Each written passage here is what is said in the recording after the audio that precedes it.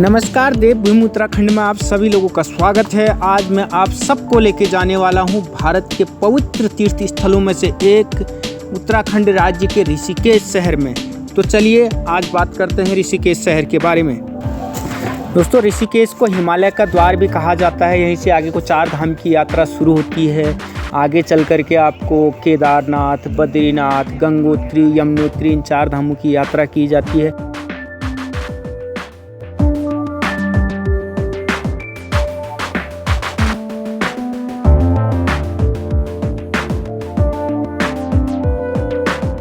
ऋषिकेश अपने योग, आश्रम और आयुर्वेदिक उपचार के लिए प्रसिद्ध है। यहाँ पे देश विदेशों से हजारों सैलानी हर वर्ष आध्यात्म और मन की शांति के लिए, स्वच्छ वातावरण के लिए हर वर्ष आते हैं।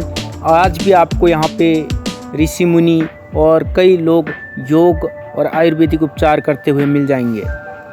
साथ ही अगर बात करो तो यहाँ पे आपको गंगा जी का स्वच्छ और निर्मल जल मिल सकता है। यहीं से माँ गंगा जी पहाड़ों को छोड़ करके आगे मैदानी क्षेत्र में हरिद्वार होते हुए प्रवेश करती है। हिमालय की तलहटियों में बसा हुआ यह शहर अपने स्वच्छ वातावरण, चारों तरफ से हरे भरे से जंगल और खूबसूरत सी वादियों के लिए प्रसिद्ध है। कहा जाता है कि यहाँ पर ध्यान लगाने से मोक्ष की प्राप्ति होती है।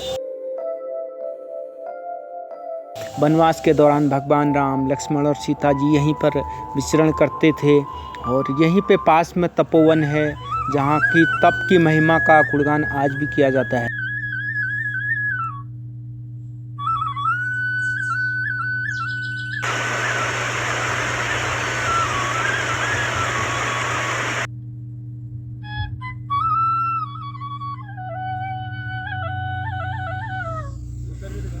साथ ही यहाँ के अगर पर्यटक स्थलों के बारे में अगर बात करो तो नीलकंठ महादेव मंदिर आपको यहाँ पे मिल जाएगा, वशिष्ठ गुफा और गंगा जी का निर्मल स्वच्छ वातावरण। आगे थोड़ा सा ऊपर जाते हैं तो आपको देवप्रयाग मिल जाएगा, जहाँ पे अलकनंदा और भागीरथी का संगम होता है, जहाँ से गंगा नदी इनका नाम गंगा पड़ा है।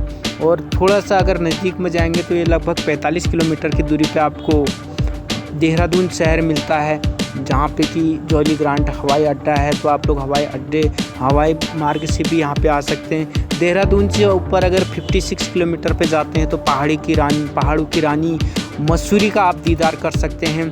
और ऋषिकेश से हरिद्वार की जो दूरी है लगभग 5 से 7 किलोमीटर की है, तो आप साथ में ही हरिद्वार और ऋषिकेश का भी लुत्फ उठा सकते हैं।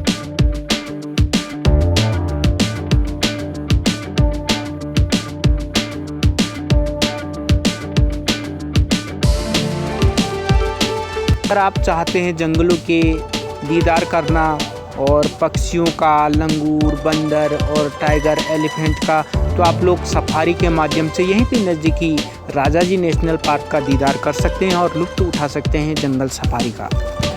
प्राकृतिक सौंदर्य से भरपूर इस शहर में आपको राम झूला, लक्ष्मण झूला, त्रिवेणी घाट और गंगा जी की आरती, शिव मंदिर, ये सारे दीदार करने को मिलेंगे। साथ ही आप लोग यहाँ पे राफ्टिंग का लुत्फ उठा सकते हैं। लक्ष्मण झूला जो है जूट की रस्सियों से बना हुआ एक पुल था। कहा जाता है कि गंगा जी के एक छोर से दूसरे छोर को जोड़ने वाला यह पुल जूट से बना हुआ था, इसी वजह से इसे लक्ष्मण झूले का नाम दिया गया है। इसी तरह से राम झूला भी यहाँ पे आपको बना हुआ मिलेगा। अगर आप लक्ष्मण झूला या राम झूला के ऊपर खड़े होते हैं तो गंगा जी का और गंगा जी के दोनों छोर का और ऊपर को पहाड़ों का खूबसूरत सा सौंदर्य आपको देखने को मिलता है, जो अपने आप में आपके मन को मोहने के लिए बहुत है। तो आप यहाँ पे आकर के योग कर सकते हैं, ध्यान लगा सकते हैं। इसीलिए देश विदेशों से हजारों सैलानी यहाँ पे मन, मस्तिष्क और आध्यात्म की शांति के लिए आते हैं। आगे बात करते हैं अगर ऋषिकेश की, तो ऋषिकेश अपने शांत वातावरण, आश्रमों, योग शिविरों और प्राकृतिक सौंदर्य, तो मैं आपको बताते आया हूँ कि प्राकृतिक सौंदर्य अद्भुत, अतुलनीय इसको बना देते हैं।